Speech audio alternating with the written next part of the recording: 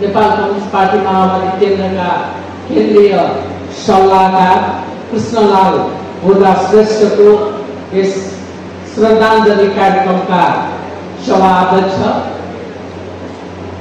एवं यस नगर समितिका अध्यक्ष र मध्यपुर छिमी नगरपालिकाका उपप्रमुख समेत हुनुहुन्छ उहाँ। आजको यस श्रद्धाञ्जली सभाका प्रमुख अतिथि पार्टीका केन्द्रीय अध्यक्ष कमरेड पुष्पकमल दाहाल प्रचण्डज्यू,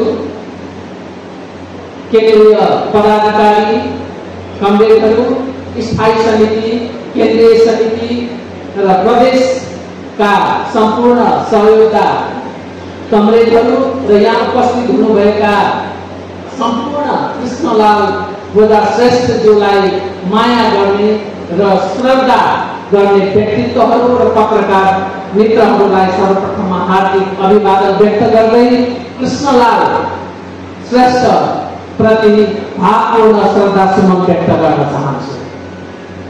मैले भन्नुपर्ने विषय धेरै छैन। उहाँको जीवनी राख्ने क्रममा बाबु कृष्ण रञ्जितले धेरै कुरा भनिसक्नु भएको छ।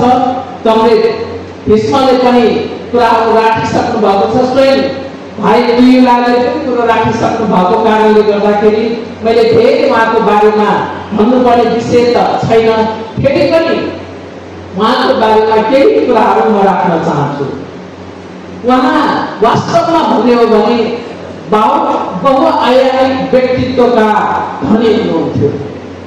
उहाँलाई सबभन्दा पहिला हामीले चिन्ने भनेको देश, जनता, पार्टी, क्रान्तिप्रति निष्ठावान, इमानदार, लगनशील, अथक योद्धाको रूपमा हामीले चिन्नुपर्छ।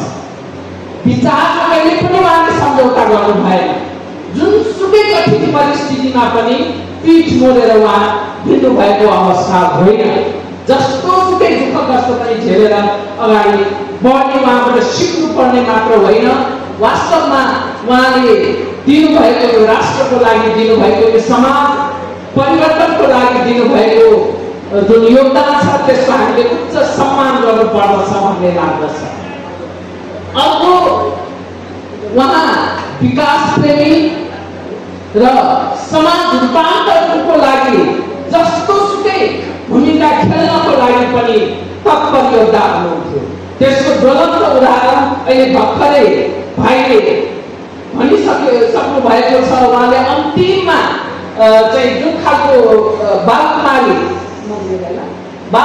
मन्दिर बनाउने क्रममा त्यो काम नसकिएला कि भन्ने, किनभने मसँग अब मेरो उहाँसँगको सम्बन्ध नजिकको सम्बन्ध भनेको 36 सालदेखिको सम्बन्ध हो। हाम्रो चाहिँ पार्टीगत वर्गीय नाता, यो पारिवारिक नाता भन्दा रगतको नाता भन्दा वर्गीय नाता त्यति गाढा र गहिरो हुँदो रहेछ, त्यो अटुट हुँदो रहेछ।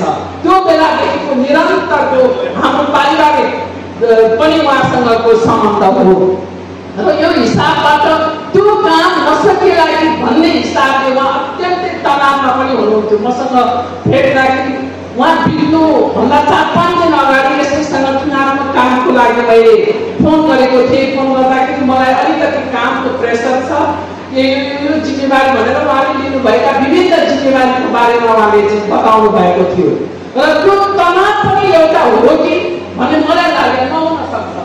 नहुन सक्छ त्यो तनावको कारण यो मन्दिर छिटिन सक्दैन कि आर्थिक वर्षको अन्त हुन लाग्यो भन्ने खालको कुराहरू उहाँले व्यक्त गर्नुभएको थियो र परिवारसँग बुझ्दाखेरि पनि त्यो कुरा चाहिँ अलिकति तनाव चाहिँ लिनुभएको हुन छोराहरूले पनि चाहिँ भन्नुभएको थियो। यो हिसाबबाट आफूले लिएको जिम्मेवारी जुन कुनै मूल्यमा पनि दिन रात एक गरेर त्यसलाई सम्पन्न पार्ने पनि त्यो दृढ अठोट भएको व्यक्तित्व कृष्णलाल बोहरा श्रेष्ठ हुनुहुन्थ्यो र सँगसँगै उहाँमा श्रमप्रतिको एकदम अगाध प्रेम थियो।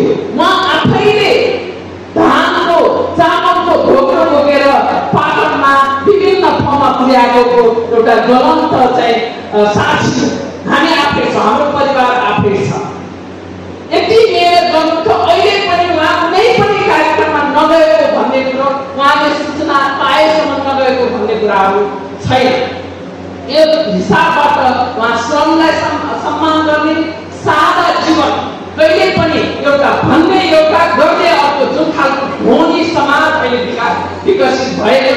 एउटा विपरीत संस्कृतिको चाहिँ जुन विकास भएर गएको छ त्यसलाई चाहिँ दरिलो चुनौती दिन सक्ने एउटा खम्बाको रूपमा कृष्णलाल जी हुनुहुन्थ्यो। अत्यन्तै आफूलाई व्यवहारिक रूपबाट आज मलाई बोल्न पनि वास्तवमा भन्यो भने कठिनाई भएको छ। उहाँलाई सम्झँदाखेरि उहाँले हामीलाई दिएको आश्रय त्यो घर भनेको छोराहरू साना साना छोराछोरीहरू साना साना थिए, भाइ पिउलाल चाहिँ हुनुहुन्थ्यो। त्यो घरले हामीलाई धेरै आश्रय दिएको छ। हाम्रो महिलाहरूको भेला हुने, युवकहरूको भेला हुने, हामी चाहिँ 38 सालमा चाहिँ कङ्ग्रेस अध्यक्ष अखिल नेपाल युवक सङ्घको केन्द्रीय अध्यक्ष हुनुहुन्थ्यो, म सचिवालय सदस्य थिएँ। वास्तवमा भन्ने हो भनेदेखि हामी वैश्य नेपालका संस्थापक थियौँ र युवकहरूको भेला गर्ने घर पनि त्यही, किसानको भेला गर्ने घर पनि त्यही, पार्टीको भेला गर्ने घर पनि त्यही र महिलाको भेला गर्ने घर पनि त्यही। हरेक हिसाबले त्यो घर हाम्रो आश्रय स्थल र चाहिँ हामीलाई संरक्षण गर्ने थलो थियो। किन दिउँसो हामीले बैठक गर्न सक्दैनथ्यौँ, राति सबै सुनसान भइसके पछाडि उहाँले गल्लीको बाटो लिएर जानुहुन्थ्यो र विभिन्न ठाउँमा हामीलाई अब कहिलेकाहीँ पुलिसले परिवारका बहिनीहरूले सम्झाउनु भयो भने चाहिँ हामीलाई भगाएको परिवारका सदस्यहरूको पनि ठुलो योगदान छ र पुलिसले छापा मार्न लाग्यो भन्दाखेरि उहाँले चाहिँ गल्ली गल्लीबाट भगाउने यस्ता थुप्रै घटना छन्। यो छोटो समयमा त्यसको व्याख्या गर्न सकिँदैन। वास्तवमा भन्ने हो भने उहाँ बहुआयामी क्षमता, इमानदारिता, शालीनता, नम्रता सबै कुराको धनी हुनुहुन्थ्यो।